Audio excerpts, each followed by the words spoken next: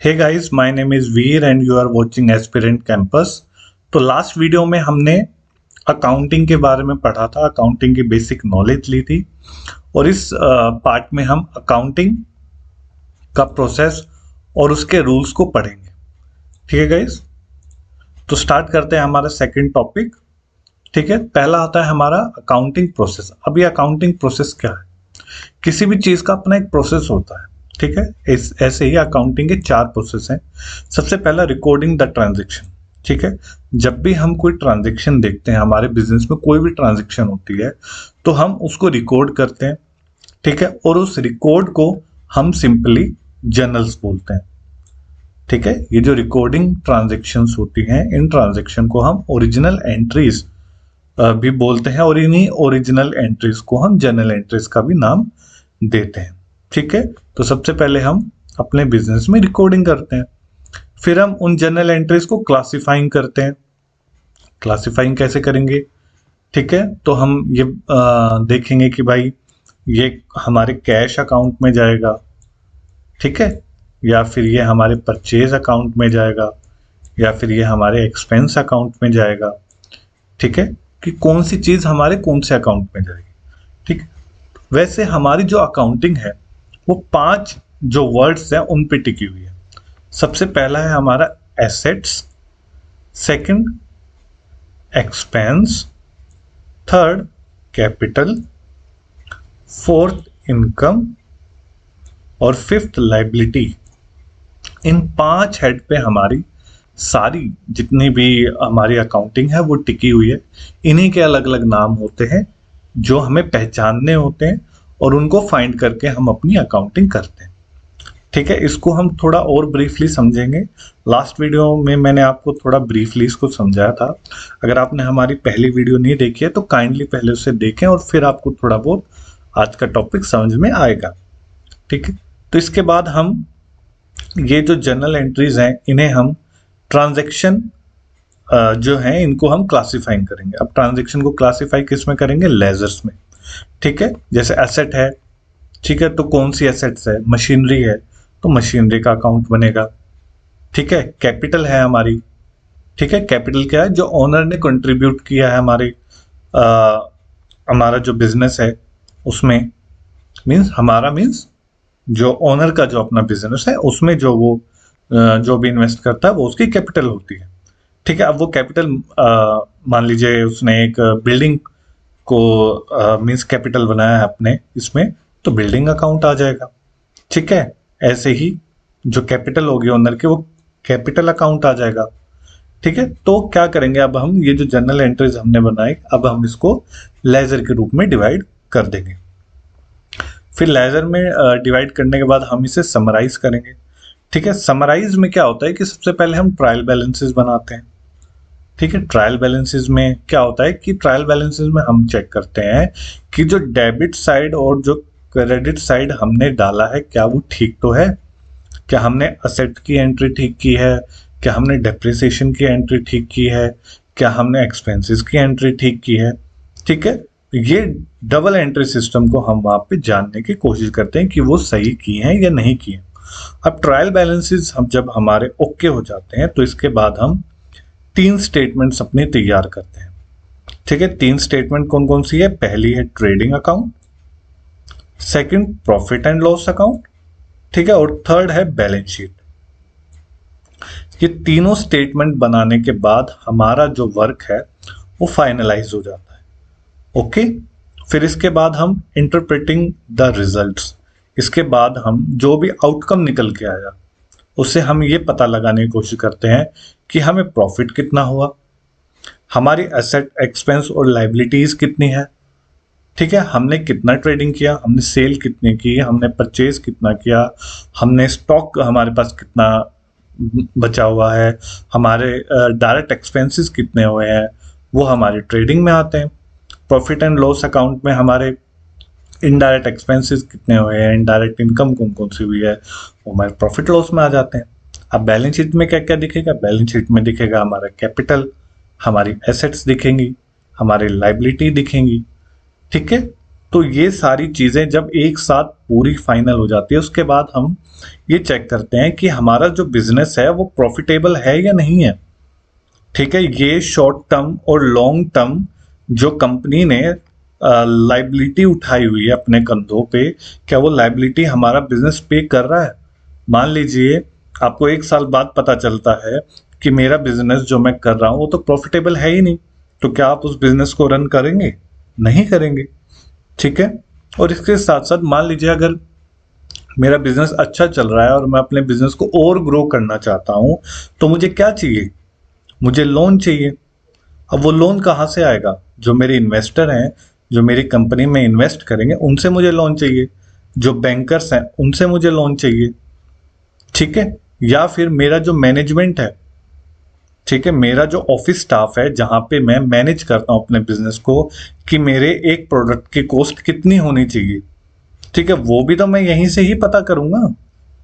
ठीक है, वही तो मैं, जब मुझे अगर कॉस्ट कटिंग करनी है तो मैं कहाँ से करूंगा? मैं अपने एक्सपेंसेस कम करूंगा। ठीक है, और बिना इन तीनों चीजों के आपको कैसे पता चलेगा आपका बिजनेस कहाँ पे स्टैंड कर रहा है? ठीक है, तो ये एक अकाउंटिंग साइकिल है जो चलती है।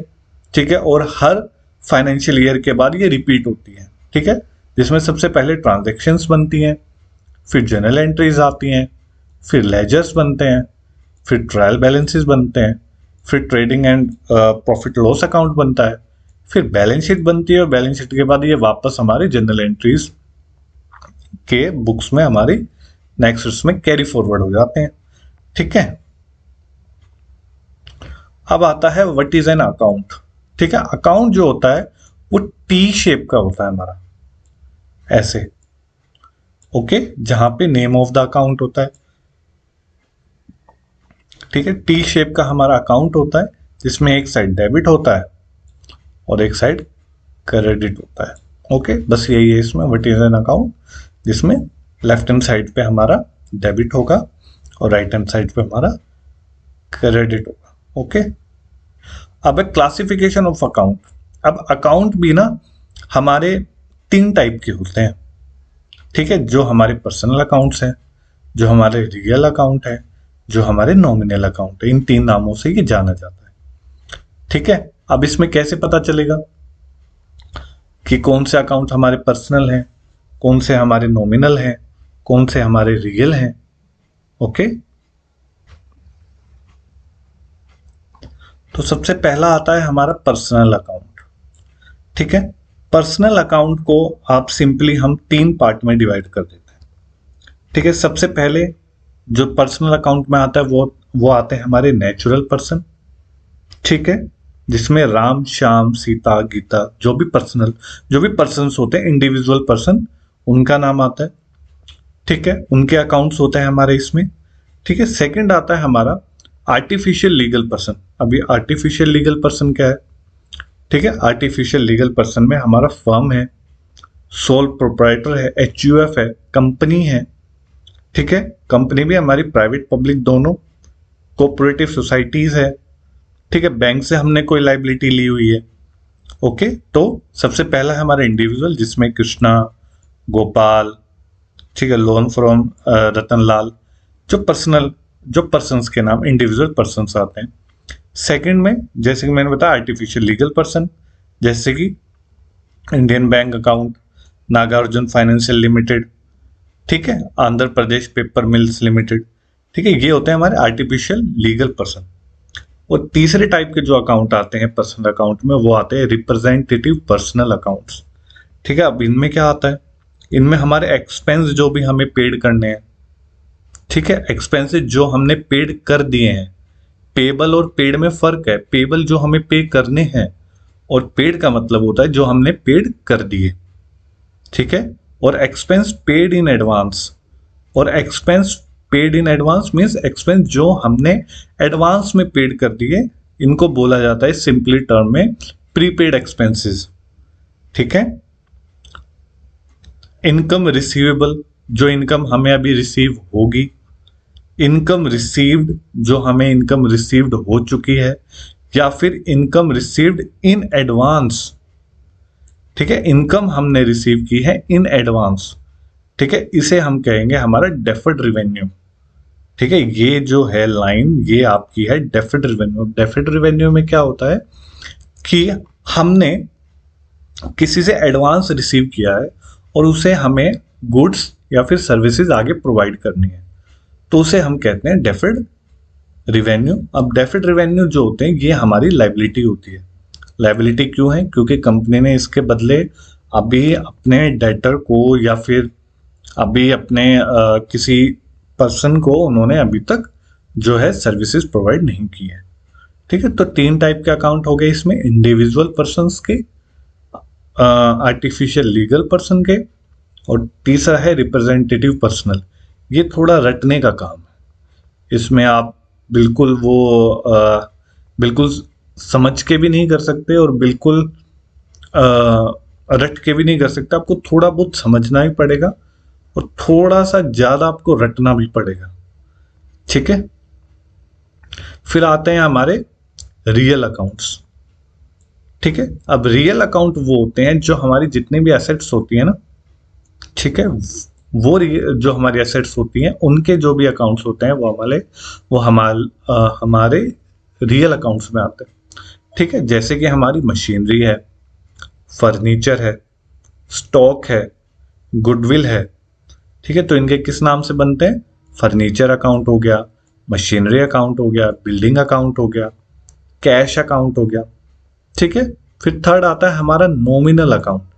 नॉमिनल अकाउंट वो अकाउंट होते हैं जिसमें हम हमारे एक्सपेंसेस, लॉसेस, इनकम और गेन, ये 4 चीजों को हम कैलकुलेट करते हैं। ठीक है, और उनके अकाउंट्स इनमें बने होते हैं।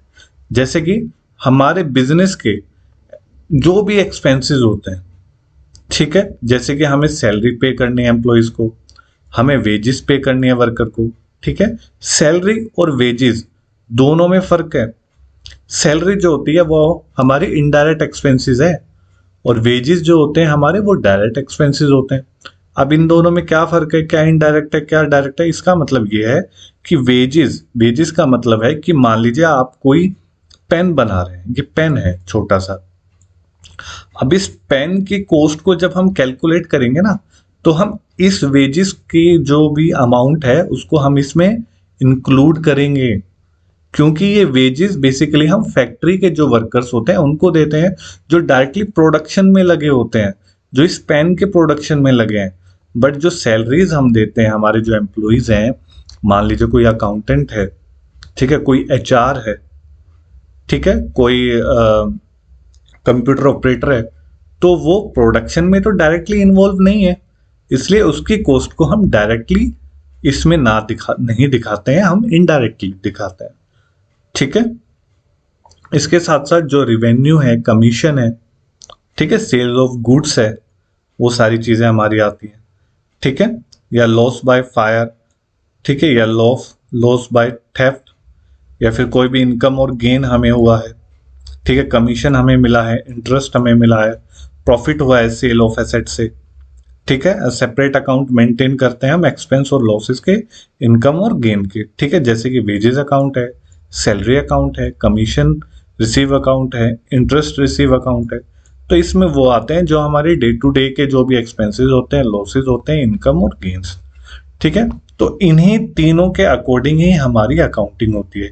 ये तीनों ही हमें ये बताते हैं कि डेबिट में क्या जाएगा और क्रेडिट साइड पे क्या जाएगा। तो पर्सनल अकाउंट का ना अपना एक रूल होता है, पर्सनल अकाउंट का अपना क्या। तो गाइज इसमें है debit the receiver,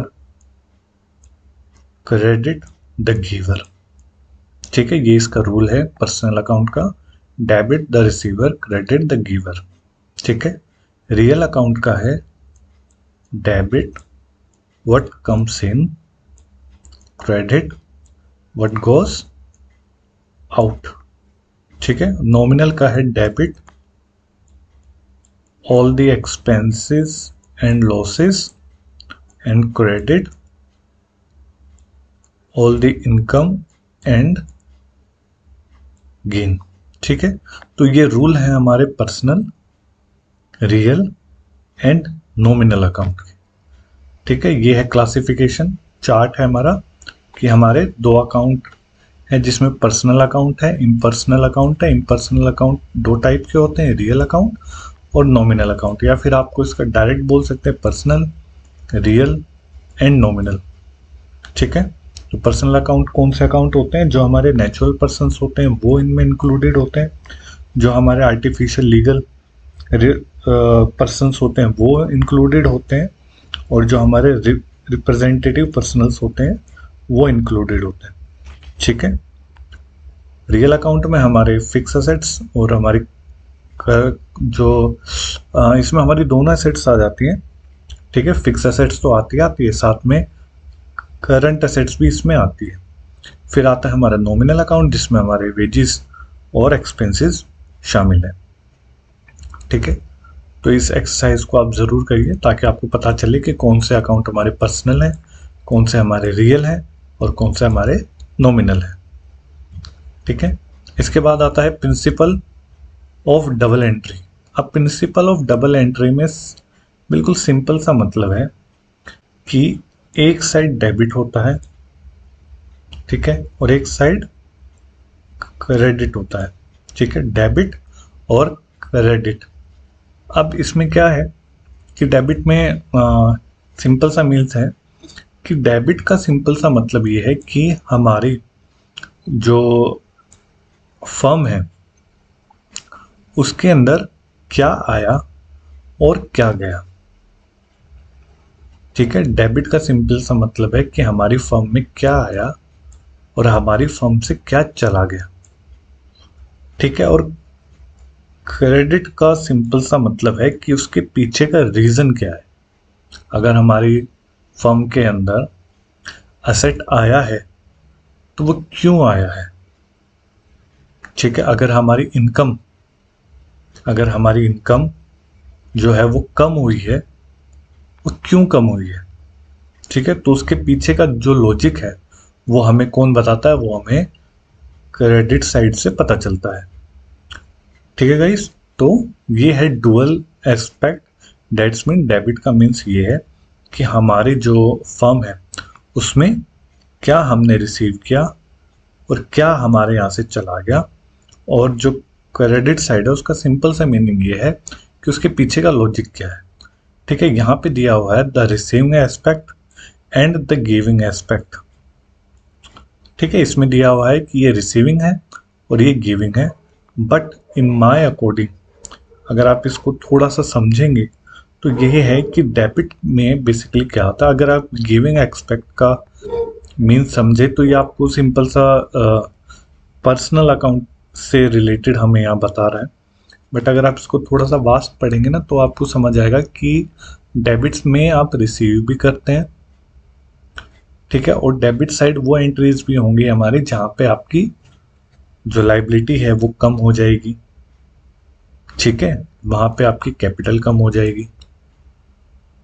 okay, debit side से अगर आपकी एसेट इंक्रीज हो जाएगी तो डेबिट साइड से आपकी कैपिटल लाइबिलिटी भी तो कम हो जाएगी। ठीक है, तो इसको इस तरीके से समझना है कि डेबिट का सिंपल से मतलब है कि क्या आया है और क्या गया है, तो कैपिटल आपकी कम हो गई ना। ठीक है, और क्रेडिट साइड का मीन्स ये है कि इसका रीज़न क्या है। ये जो डेबिट में जो भी कुछ हुआ है ये उसके पीछे का लॉजिक है, ये लॉजिक है इसके पीछे का, ये एक रिएक्शन है और ये इसके पीछे का लॉजिक है। ठीक है, इसको बिल्कुल सिंपल तरीके से समझना है आपको। ओके, मान लीजिए कैश आया है। ठीक है, तो कैश कहाँ आएगा? क्या रिसीव किया हमने कैश रिसीव किया। ठीक है, तो क्रेडिट साइड में इसका रीज़न क्या है, हमने क्यों कैश रिसीव किया? क्योंकि जो हमारे वेंडर्स हैं उन्होंने हमें पेमेंट दी है, और वेंडर का नाम क्या है? ABC limited. अब वेंडर ने हमें पेमेंट क्यों दी है? ठीक है, हो सकता है हमने इनको सर्विसेज प्रोवाइड की हो, ठीक है, या फिर हमने इनसे एडवांस में लिया हो। तो ये जो है ये इसका रीज़न है कि कहाँ से आया है और इसके पीछे का रीज़न क्या है। हो सकता है हमने उनसे एडवांस में लिया हो, या फिर हमने उनको कोई सर्विसेज प्रोवाइड की है जिसके बदले में वो उसकी पेमेंट कर रहे हैं। ठीक है, जिसमें राइट हैंड साइड में क्या आएगा हमारा, जैसे हमारा अकाउंट बनता है तो कैसे बनता है? T शेप में बनता है ना, एक साइड डेबिट आता है लेफ्ट हैंड साइड में, और राइट हैंड साइड में क्रेडिट आता है। ठीक है, तो यही इसके अंदर बताया गया है, ज़्यादा कुछ नहीं है इसके अंदर, यही एक्सप्लेनेशन को थोड़ा सा वास्ट तरीके से बताया गया। ओके, तो ये वाली एंट्रीज को आप ज़रूर देखें, इनको आप थोड़ा सा समझेंगे तो आपको बड़े प्यार से समझ में आएगा कि ये डुअल एक्सपेक्ट क्या है। ठीक है, इसमें है commences business with ₹50,000 as capital. एक बिजनेस स्टार्ट किया 50,000 रुपये इन्वेस्ट करके। ठीक है, तो 50,000 जो है वो क्या है, कैश है। कैश क्या होती है हमारी, कैश हमारी एसेट्स होती है। ठीक है, तो हमारी कंपनी के अंदर क्या आया, क्या आया मीन्स डेबिट में क्या आया, कैश आया। ठीक है, अब कहाँ से आया, कैपिटल के थ्रू आया। तो कैपिटल जब हमारी बढ़ती है तो हम क्या करते हैं, क्रेडिट साइड पे करते हैं, तो ये हो गया हमारा कैपिटल अकाउंट। ठीक है, ये हो गया हमारा कैश अकाउंट डेबिट साइड में, और सीआर में हो गया हमारा कैपिटल अकाउंट। ठीक है, ऐसे ही इन एंट्रीज को आप थोड़ा सा देखेंगे तो आपको अच्छे तरीके से चीज़ समझ में आएगी। बट ये और बढ़िया तरीके से समझ में आएगी जब आप इसको प्रैक्टिकल करेंगे। अभी थ्योरी है, अभी आपको शायद इतना बढ़िया तरीके से समझ में नहीं आएगा, बट जब आप इसका प्रैक्टिकल करेंगे, जब मैं आपको कुछ वीडियोस बाद आपको प्रैक्टिकल करना सिखाऊंगा, तब आपको बढ़िया तरीके से ये समझ आएगा। ठीक है, अकाउंटिंग रूल्स हमने ऊपर पढ़ लिए, क्या कि पर्सनल अकाउंट का क्या रूल है, debit the receiver and credit the giver. Means debit side वो एंट्रीज आएंगी जहाँ पे हम रिसीव कर रहे हैं, और क्रेडिट साइड वो एंट्रीज आएंगी जहाँ पे हम गिव कर रहे हैं। ठीक है, जो गिवर है वो पर्सनल अकाउंट के केस में।